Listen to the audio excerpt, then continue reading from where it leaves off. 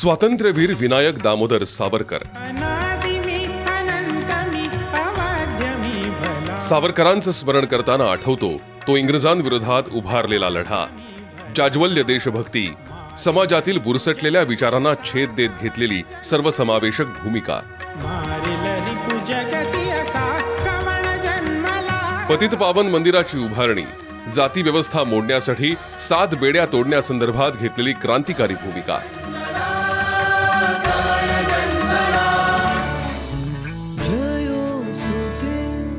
समाज सुधारक, भाषाप्रभू, लेखक, विचारवंत, प्रतिभावान कवी, भाषा शुद्धीकार असे अनेक पैलू अंगी असलेले स्वातंत्र्यवीर विनायक दामोदर सावरकर आपल्याला सतत प्रेरणा देत राहतात. स्वातंत्र्यपूर्व आणि स्वातंत्र्योत्तर भारतीय राजकारणातले एक महत्त्वाचे शिलेदार म्हणजे स्वातंत्र्यवीर सावरकर.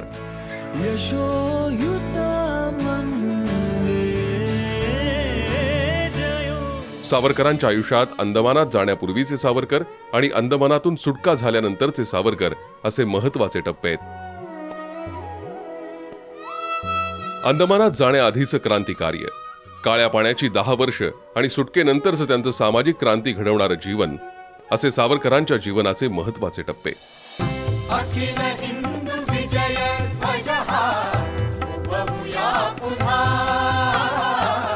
आक्रमक, क्रांतिकारक सावरकर, क्रांतिकारकांचं प्रेरणास्थान सावरकर, धगधगत लेखन करणारे सावरकर असं त्यांचं रूप सुरुवातीला आपल्याला दिसतं. त्यांच्या नंतरच्या जीवनाच्या समाज क्रांतिकारक सावरकर, हिंदू संघटक सावरकर, भाषा शुद्धी चळवळ चालवणारे श्रेष्ठ साहित्यिक सावरकर, समाजात प्रेरणा निर्माण करणारे अमोघ वक्तृत्व लाभलेले सावरकर, विज्ञाननिष्ठ हिंदुत्वाचा प्रचार करणारे आणि हिंदू धर्म आधुनिक स्वरूपात मांडणारे तत्वज्ञ आणि विचारवंत सावरकर अशी रूपं आपल्याला दिसतात. तोक्ते वादळ जे आता आपल्यावरती येऊन आदळलं ना, त्याच दिवशी फक्त वर्ष वेगळं होतं, पण रत्नागिरीवरती सावरकर नावाचं एक वादळ तसंच प्रवेशलेलं होतं. हेही एका बाजूने आपण लक्षात घ्यायला पाहिजे. तेव्हा सावरकरांनी ज्या पद्धतीने कामं केली ती कामं अंदमानची सुटका झाल्यानंतर, अर्थात यात त्यांनी भाषाशुद्धीचं केवढं तरी मोठं काम केलं आहे. याशिवाय त्यांनी सगळेजण तुम्ही आम्ही हिंदू सकल बंधू बंधू, तो महादेवजी पिता आपुला चला तया वंदू अशा प्रकाराने जो एक जातीभेदाची भावना होती ती गाडून टाकण्याचं जे एक महत्त्वाचं कार्य केलं. ही 2 कार्य तर सगळ्यात महत्त्वाची. स्वातंत्र्यवीरांचं आयुष्य म्हणजे धगधगतं अग्निकुंड होतं. स्वातंत्र्य लढा तीव्र करण्यासाठी आणि क्रांतिकारकांना स्फूर्ती देण्यासाठी 1857चं स्वातंत्र्य समर हा ग्रंथ त्यांनी लिहिला. हा उठाव म्हणजे केवळ एक बंड असल्याचा इंग्रज इतिहासकारांचा निष्कर्ष सावरकरांनी या ग्रंथातून खोडून काढला. त्यामुळे ब्रिटिश सरकारनं हा ग्रंथ प्रकाशनापूर्वीच जप्त केला. पण सावरकरांच्या सहकार्यांनी तो इंग्लंड बाहेर प्रसिद्ध करण्यात यश मिळवलं. ही या ग्रंथाची इंग्रजी आवृत्ती होती. मूळ मराठी ग्रंथाचं हस्तलिखित सावरकरांचे मित्र कुटिन्हो यांनी जपून ठेवलं होतं. ते भारताला स्वातंत्र्य मिळाल्यानंतर प्रसिद्ध झालं. सावरकरांचे थोरले बंधू बाबाराव सावरकर यांना ब्रिटिश सरकारनं राजद्रोहाचा आरोप ठेवत जन्मठेपेची शिक्षा देऊन अंदमानात काळ्या पाण्यावर धाडलं. या घटनेचा बदला म्हणून लंडनमध्ये मदनलाल धिंगरा यांनी कर्झन वायलीला गोळ्या घातल्या, तर नाशिकमध्ये अनंत कान्हेरे यांनी जिल्हाधिकारी जॅक्सन याला गोळ्या घालून ठार केलं. प्रत्येक पिढीचं प्रेरणास्थान आहे. तसं म्हटलं तर आज जे नवीन सरकार आलेलं आहे त्यांचंसुद्धा अनेकांच्या बाबतीमध्ये आक्षेप आहेत. महात्मा गांधी असतील किंवा पंडित नेहरू असतील, पण प्रत्येकाचं स्वातंत्र्य लढ्यामध्ये योगदान आहे. सावरकरांसारखे जे नेते होते त्यांनी सशस्त्र क्रांतीचा विडा उचलला होता. म्हणजे सशस्त्र क्रांती म्हणजे बॉम्ब, बंडखोऱ्या, ब्रिटिश अधिकाऱ्यांना गोळ्या मारणं, हे अनेक विषय तेव्हा हाताळले त्यांनी. त्याबद्दल त्यांना शिक्षाही भोगाव्या लागल्या. पण शेवटी आंदोलनामध्ये, देश स्वातंत्र्य करण्याच्या लढ्यामध्ये अशा प्रकारच्या आंदोलनाला स्थान आहे. नाशिकच्या या प्रकरणात वापरण्यात आलेली ब्राउनिंग पिस्तूल सावरकरांनी चतुर्भुज अमीन ह्याच्या करवी धाडली होती. ब्रिटिश सरकारला याचा सुगावा लागताच त्यांनी सावरकरांना तात्काळ 13 मार्च 1910 रोजी अटक केली. त्यानंतर समुद्रमार्गाने सावरकरांना इंग्लंडहून भारतात आणत असताना त्यांनी फ्रान्सच्या मार्सेलिस या बंदराजवळ 8 जुलै 1910 रोजी बोटीतून उडी मारली. परतमा ब्रिटिशांची नजर चुकवून त्यांनी पोहत फ्रान्सचा समुद्र किनारा गाठला. सागरा प्राण तळमळला. पण दुर्दैवानं किनाऱ्यावरील फ्रेंच रक्षकांना भाषेच्या समस्येमुळे सावरकरांचं म्हणणं कळलं नाही आणि ब्रिटिश सैनिकांनी त्यांना अटक करून भारतात आणलं. धूता मी नित्य पाहिला हो. त्यांच्यावर खटला भरण्यात आला आणि 24 डिसेंबर 1910 रोजी त्यांना सुमारे 50 वर्ष कालावधीची 2 जन्मठेपांची काळ्या पाण्याची शिक्षा ठोठावण्यात आली आणि सावरकर अंदमानचे बंदी झाले. स्वातंत्र्यवीर सावरकरांना इंग्रज सरकारनं अंदमानच्या काळ कोठडीत अतिशय छळ केला. अंदमानच्या कारागृहामध्ये जो कोणी बंदी जाईल तो जिवंत येऊ शकत नव्हता आणि सावरकर ह्या सगळ्या शिक्षेला पुरून उरले. तिथे वेगवेगळ्या प्रकारचे म्हणजे त्यांना जेवण जे दिलं जायचं ते तिथल्या त्या रानभाज्या वगैरे कापून त्याचं ते सगळं त्याच्यामध्ये गोगलगाई किंवा असे काही किडे जे असायचे त्या जेवणामधनं सुद्धा त्यांना येत असत. असं सगळं होतं. चापकाचे फटके दिले जायचे. कोलू दंडाबेडीची शिक्षा होती. म्हणजे कोलू 30 पाऊंड तुम्हाला काढावं लागत होतं. म्हणजे तेल काढावं लागत होतं. ते खोबरं जे असायचं आणि जर का तो थांबला तर त्याला मागणं दंड्यानी हे केलं जायचं, मारलं जायचं. आणि अशा काथ्या कुटणं आहे, ह्या सगळ्या वेगवेगळ्या प्रकारच्या शिक्षा होत्या. मानसिक आणि शारीरिक त्यांना भरपूर वेदना दिल्या. खड्या बेडीत टांगलं. अनादि मी अनंत मी, अनादि मी अनंत मी, अबध्य मी भला, मारील रिपु जगती असा कवण जन्मला. कोलूला म्हणजेच तेलाच्या घाण्याला जुंपलं. नारळाचा काथ्या कुटण्याचं कष्टप्रद काम दिलं. या मरणप्राय वेदना सहन करत असतानाही त्यांच्या डोळ्यासमोर एकच ध्येय होतं, मातृभूमीचं स्वातंत्र्य. तब्बल 11 वर्ष हा छळ सहन करत असतानाही सावरकरांचं सर्जनशील कवित्व आणि बंडखोर क्रांतिकारकत्व तसूवरही कमी झालं नव्हतं. बाभळीच्या काट्यांची लेखणी करत त्यांनी तुरुंगांच्या भिंतीवर महाकाव्य लिहिली. अंदमानच्या काळ कोठडीत सावरकरांना हिंदुस्थानचं बदलतं राजकारण दिसत होतं. अंदमानमध्ये असताना सावरकरांनी इसेन्शियल ऑफ हिंदुत्व हा ग्रंथ लिहिला. ब्रिटिशांची बदललेली नीती, मुस्लिम लीगचा वाढता मुजोरपणा सावरकरांना अस्वस्थ करत होता. ब्रिटिश हे मुख्य शत्रू राहिलेले नाहीत, ते कधीतरी हा देश सोडून जाणारच आहेत. पण पुढे हिंदू संघटन आवश्यक आहे हे सावरकरांनी ओळखलं. ज्या वेळेला ते सुटून आले त्यावेळेला त्यांनी सगळ्यात मोठं कोणतं काम केलं असेल तर तरुणांना सैन्यात भरती व्हा म्हणून सांगितलं. का तर त्यावेळेला सैन्यामध्ये हिंदूंची संख्या कमी होती आणि सावरकरांना कळून चुकलं होतं. 37मध्ये सावरकरांची मुक्तता झाली आहे. 39मध्ये आपल्याला दुसऱ्या महायुद्धाचा प्रारंभ झालेला दिसतोय. मग त्याच वेळेला सावरकरांनी सांगितलं हे युद्ध आलेलं आहे, त्यावेळेला तुम्ही तयार राहा. तुम्ही जर सैन्यामध्ये भरती झालात तर ब्रिटिश सरकारच तुमच्या हातात शस्त्र देईल. ब्रिटिश सरकारच तुम्हाला सगळ्या प्रकारचं शस्त्रास्त्राचं शिक्षण देईल, शस्त्र निर्मितीचंही शिक्षण देईल. ते शिकून घ्या. त्यावेळेला एका मुलांनी सावरकरांना विचारलं, पण ब्रिटिश सरकार आमच्याकडनं बॉन्ड लिहून घेतील, त्याचं काय करायचं? सावरकरांनी बॉन्ड लिहून घेतील, त्या बॉन्डवरती तुम्ही हव्या त्या सह्या करा, त्या सगळ्या अटी मान्य करा, पण ज्या वेळेला योग्य वेळ येईल त्यावेळेला त्यांनी दिलेली बंदूक त्यांच्यात नरड्याला लावा आणि स्वातंत्र्य घ्या. शेवटी तेच झालं. नाविकांचं बंड आपल्याला माहिती आहे. विठ्ठलभाई पटेल, रंगस्वामी अय्यंगार यासारख्या नेत्यांच्या प्रयत्नांमुळे आणि खुद्द सावरकरांनी मुत्सद्दीपणानं ब्रिटिश सरकारची काही बंधनं मान्य केल्यामुळे त्यांची अंदमानातून 2 मे 1921 रोजी सुटका झाली.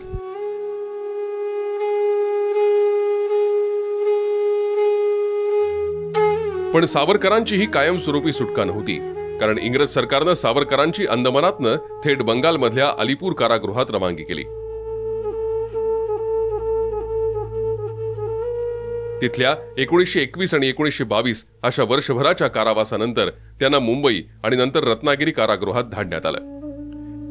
1923 मध्ये मुंबईचे गव्हर्नर लॉईड जॉर्ज यांच्या समवेत सावरकरांच्या मुक्ततेबाबत चर्चा करण्यात आली आणि त्यानंतर 6 जानेवारी 1924 मध्ये त्यांची काही अटी शर्तींवर पूर्ण मुक्तता झाली.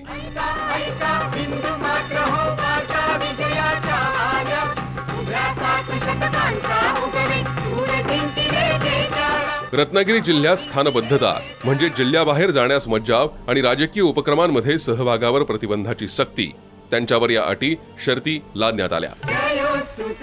रत्नागिरीत 6 जानेवारी 1924 ते 10 मे 1937 पर्यंत विना अट संपूर्ण मुक्तता होईपर्यंत सावरकर स्थानबद्ध होते. स्थानबद्ध असताना सावरकरांनी हिंदू समाज एकजीव आणि संघटित करण्यासाठी रत्नागिरीत राहून कार्य केलं. हिंदू समाजाच्या अधपतनाला जाती व्यवस्था चातुर्वर्ण जबाबदार आहे हे लक्षात घेऊन सावरकरांनी रत्नागिरीत स्पृश्य अस्पृश्यांचं पहिलं प्रकट सहभोजन 16 नोव्हेंबर 1930 रोजी आयोजित केलं. नंतर अशी अनेक सहभोजने आयोजित करण्यात आली. जातीभेदाविरोधात काम केलं. हिंदू धर्मातल्या बहुचर्चित जाती व्यवस्थेचं विषमतेचं समर्थन मोडून काढणारी धर्मचिकित्सेची तलवार उपसत सावरकरांनी हिंदू संघटनांचे प्रयत्न केले. आपल्या लेखनानं कृतीनं कुणी सनातनी दुखावेल याची चिंता न करता अंधश्रद्धा जातीभेद यावर त्यांनी कडाडून टीका केली. त्यांच्या तडाख्यातून स्वकीय सुद्धा सुटले नाहीत. त्यांनी रत्नागिरीमधील वास्तव्यात अनेक समाज सुधारणा केल्या. जवळपास 500 मंदिरं अस्पृश्यांसाठी खुली केली. त्या काळामध्ये त्यांना कोणती राजकीय भाषणं देता येत नव्हती, राजकीय लिखाण करता येत नव्हतं, कुठच्या राजकीय कार्यक्रमामध्ये भाग घेता येत नव्हता. त्यामुळे त्यांनी हा समाज सुधारण्याचं काम हाती घेतलं आणि ते फार त्या काळात मोठं काम होतं की जाती जो एकमेकाकडे जात नव्हते, किंबहुना बाजून जायचे विटाळ होईल म्हणून अशी परिस्थिती होती. त्या काळामध्ये सावरकरांनी जे काम हाती घेतलं सर्व जातीतल्या लोकांचं हिंदू धर्मात एकत्रित करणं हे फार महत्वाचं आणि मोलाचं काम केलं असं मी म्हणेन. त्याची सुरुवात 22 फेब्रुवारी 1931 रोजी पतित पावन मंदिरापासून केली. या मंदिरात श्री लक्ष्मीनारायण मूर्तींची प्राणप्रतिष्ठा करून या मंदिरात समाजात अस्पृश्य म्हणून गणल्या जाणाऱ्या प्रत्येक व्यक्तीला, प्रत्येक घटकाला मूर्तीपूजेचं स्वातंत्र्य दिलं. सावरकरांनी सर्वांसाठी सामायिक भोजनालय सुरू केलं. जातीभेद संपवण्यासाठी सहभोजनाचा धडाका उडवून दिला. रत्नागिरी जिल्हा त्या काळी अतिशय कर्मठ जिल्हा मानला जात होता. या जिल्ह्यात अनेक प्रथा, रूढी, परंपरा नेमाने पाळल्या जात असत. अशा वातावरणात सावरकरांनी जाती व्यवस्था मोडण्यासाठी 7 बेड्या मोडायला हव्यात असं सांगितलं. पोथीजात जातीभेद हा मनाचा रोग आहे, मनानं तो मानला नाही की झटकन बरा होतो असं ते म्हणत. त्यांनी हिंदू धर्माला पडलेल्या 7 बेड्या तोडण्याचं कार्य हाती घेतलं. वेदोक्त बंदी तोडत त्यांनी स्वतःच्या क्षत्रियादी धर्मबंधूंना सुद्धा वेदोक्ताचा अधिकार नाही असं म्हणणारा भटबाजी यापुढे चालणार नाही हे ठणकावून सांगितलं.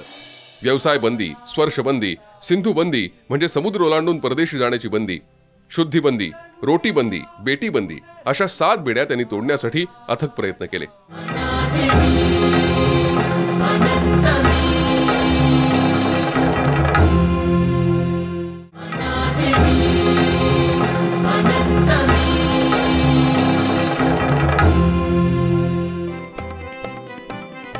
सावरकरांनी आंतरजातीय विवाहांना समर्थनच दिलं नाही तर स्वतः 15 आंतरजातीय विवाह लावून दिले. 25 फेब्रुवारी 1931 रोजी मुंबई इलाखा अस्पृश्यता निवारक परिषद अधिवेशनाचे ते 6वे अध्यक्ष झाले. 26 एप्रिल 1931 रोजी सोमवंशी परिषदेचं अध्यक्षपद त्यांनी भूषवलं. त्यासाठीची सभा पतितपावन मंदिरात घेण्यात आली. रत्नागिरीत स्थानबद्धतेत असताना राजकारणात भाग न घेण्याची अट असतानाही सावरकरांची मूळ प्रवृत्ती त्यांना स्वस्थ बसू देत नव्हती. त्यामुळे या सामाजिक कार्याबरोबरच सुरू होती ती राजकीय छुपी चळवळ. त्यामुळे स्थानबद्धतेच्या या 13 वर्षांच्या काळातही सावरकरांनी अनेक राजकीय घडामोडींमध्ये अप्रत्यक्ष सहभाग नोंदवला. माझ्या दृष्टीने सगळ्यात महत्त्वाचा टप्पा म्हणजे जाती निर्मूलनासाठी सावरकरांनी जे काम केलं ते, आणि मला असं वाटतं की आजही त्याचं महत्त्व आहे. आणि सावरकरांना जेव्हा 1924 साली कारागृहातून सोडलं आणि त्यांना 13 वर्ष रत्नागिरीत त्यांना स्थानबद्ध करून ठेवलं होतं, तेव्हा राजकारणात भाग घ्यायला त्यांना बंदी होती आणि त्यांनी तेव्हा हे समाज सुधारण्याचं काम हाती घेतलं. त्यांचं म्हणणं असं होतं की अस्पृश्यता हे एका विषारी वृक्षाची फळं आहेत, पण तो विषारी वृक्ष जाती प्रथा आहे आणि कुठलाही माणूस जन्मामुळे उच्च किंवा नीच ठरत नाही. आणि त्याच्यासाठी त्यांनी जे अभूतपूर्व काम तिकडे केलं 13 वर्षात, त्या तिथे त्यांना यश मिळालं. पण दुर्दैव असं आहे की आजही भारतात सगळ्यात जी जातीजातीत जी भांडणं चालू आहेत, त्यामुळे मला वाटतं सावरकरांचे विचार आजही आपल्याला तिथे उपयुक्त ठरतात. 10 मे 1937 मध्ये सावरकरांचे हे निर्बंध उठवण्यात आले आणि रत्नागिरीच्या स्थानबद्धतेतून त्यांची विनाअट संपूर्ण मुक्तता करण्यात आली. 1937 पासून 1942 पर्यंत सावरकर सुमारे 6 वर्ष हिंदू महासभेचं अध्यक्षपद भूषवत होते. झंझावाती दौरे, मोठमोठ्या सभा, हिंदूंची सैन्य भरती, रॉयल क्लबची स्थापना अशा अनेक मार्गांनी त्यांनी हिंदू महासभेचं कार्य केलं. त्यांनी आधुनिक विचारधारेप्रमाणे बुद्धिवाद आणि विज्ञान निष्ठा यांची कास धरून हिंदू धर्मात सुधारणा करण्यासाठी लढा दिला. एक क्रांतिकारक, ज्वलंत साहित्यिक, समाज सुधारक, हिंदू संघटक या पैलूंसह स्वातंत्र्यवीर सावरकरांनी भारतीय समाज ढवळून काढला. स्वातंत्र्य लढ्यात अभूतपूर्व योगदान दिलं. रत्नागिरी स्थानपद्धतीतनं मुक्तता झाल्यानंतरचा म्हणजे सावरकरांनी थेट राजकारणात प्रवेश करून मग नंतरची जी काय 37 ते 47 ही भारताच्या स्वातंत्र्य मिळवण्यासाठीची 10 वर्ष होती, त्या 10 वर्षांमध्ये अखिल भारतीय हिंदू महासभा या एका राजकीय पक्षाला त्यांनी शून्यातून उभं केलं. आपण बाकीची पक्ष बघितलीत, मुस्लिम लीग बघितलीत, भारतीय राष्ट्रीय सभा बघितलीत, काँग्रेस बघितलीत, तर हे सगळे पक्ष कित्येक वर्षांपासून भारतात राजकारण करत होते. पण त्यांच्या दमाचा, त्यांच्या तोडीसतोड असा एक राजकीय पक्ष सावरकरांनी 1937 नंतर उभा केला, तो म्हणजे अखिल भारतीय हिंदू महासभा. दरम्यानच्या काळात मग त्यांनी सशस्त्र क्रांतीसाठी पुरस्कार करणाऱ्या अनेक क्रांतिकारकांना प्रोत्साहन दिलं. दरम्यान महायुद्धाच्या काळामध्ये त्यांनी सैनिकांसाठी म्हणजे भारतीय तरुणांना सैन्यामध्ये शिरा असा उपदेश केला. फाळणी आणि काँग्रेसच्या तत्कालीन धोरणांना त्यांनी प्रखर विरोध केला. स्वातंत्र्यानंतरही त्यांनी सीमांची सुरक्षा, सैनिकांची संख्या वाढवणं, शस्त्रसज्जता अशा अनेक विषयांचा आग्रह धरला. चीनपासून असलेला धोका सर्वप्रथम लक्षात घेऊन चीन सोबतची सीमा संरक्षित करण्याच्या सूचना सर्वप्रथम सावरकरांनीच तत्कालीन पंतप्रधान नेहरूंना केली होती. भाषाशुद्धीच्या उपक्रमाद्वारे इंग्रजी शब्दांना चपखल आणि अर्थपूर्ण मराठी प्रतिशब्द त्यांनी उपलब्ध करून दिले आणि रूढही केले. 1938 मध्ये दादरमधील शिवाजी पार्कात त्यांनी आपलं एक बंगलीवजा घर बांधलं आणि तिथेच त्यांचं आयुष्याच्या शेवटच्या क्षणापर्यंत वास्तव्य होतं. तिथेच अनेक नेत्यांनी त्यांच्या भेटी घेतल्या. सुभाषचंद्र बोस यांची गुप्त भेट देखील याच घरात झाली असल्याचं सांगितलं जातं. सावरकर कौटुंबिक आयुष्यात शांत, संयमी होते. ते कुणालाही वेळ घेतल्याशिवाय भेट देत नसत. आपल्या खोलीत दिवसभर आपली कामं करत असत. येणाऱ्या जाणाऱ्या सगळ्यांच्या भेटी याच ठिकाणी ते घेत. सुमारे 60 वर्ष त्यांनी स्वातंत्र्य आणि सुराज्य यासाठी अथक परिश्रम घेतले. इसवी सन 1966 मध्ये वयाच्या 83व्या वर्षी त्यांनी प्रयोपवेशनाचा निर्णय घेतला. 1 फेब्रुवारी 1966 रोजी त्यांनी अन्न, पाणी आणि औषधाचा त्याग करण्याचा निर्णय घेतला. तुम्ही पिठलं भात केलं, त्यांना आवडायचं पिठलं. नाही नाही मी खाणार नाही, तुम्ही खा, काही खायचं नाही. शेवटी त्या 21 दिवस त्यांनी पाणी पण नाही पिलं. असं ओरडायचं पण काही खात नव्हते. मग 21व्या दिवशी 11 वाजता ते केली सकाळी. माझी मुलगी सांगून गेली त्यांना, मी ते शाळेत जाते. आणि 11 वाजता शाळेतून आले तर ते गेलेले होते. अन्नत्याग केल्यानंतर 26 फेब्रुवारी 1966 रोजी त्यांचे प्राण पंचतत्वात विलीन झाले. एका कृतार्थ जीवनाची लौकिक अर्थानं सांगता झाली. पण सावरकरांचा विचार आणि त्यांचं कार्य देशाला सतत प्रेरणा देत राहणार आहे.